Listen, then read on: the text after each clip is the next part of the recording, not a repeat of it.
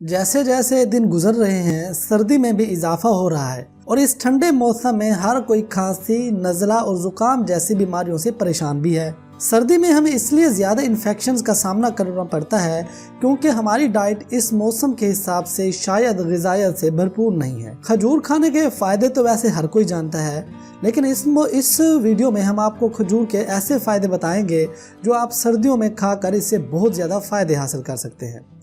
इस मौसम में अपनी डाइट में खजूर शामिल करना मिस्बत साबित होता है, लेकिन सिर्फ आप मीठे पकवान में खजूर का इस्तेमाल करने के बजाय इसे दूसरे तरीकों से भी खाना सीखें। खजूर ग़िज़ायत से भरपूर है जिसके सेहत पर कई मिस्बत असरात मुरतब होते हैं, फिर चाहे निज़ाम हाजमा के मसाइल हों, दिल की सेहत हो या फिर ज़ियाबत का मसला यानी शुगर का मसला हो।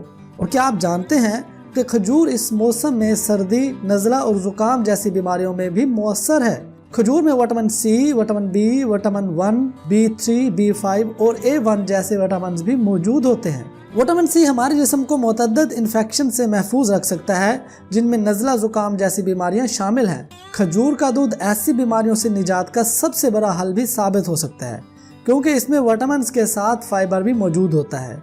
गर्म मौसम में खजूर खाना नुकसानदेह तो नहीं है। खजूर का दूध घर पर कैसे बनाएं इस वीडियो में हम आपको बताते हैं।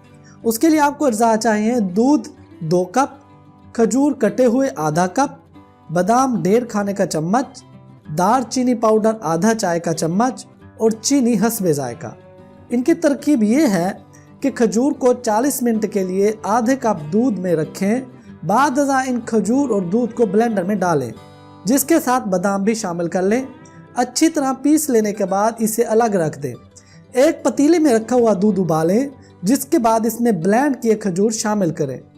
दालचीनी पाउडर और चीनी डालकर 5 मिनट तक अच्छी तरह पकाएं। खजूर के दूध को गरम गरम पिएं ताकि खांसी में वाज़ेह फ़र्क महसूस हो आपको।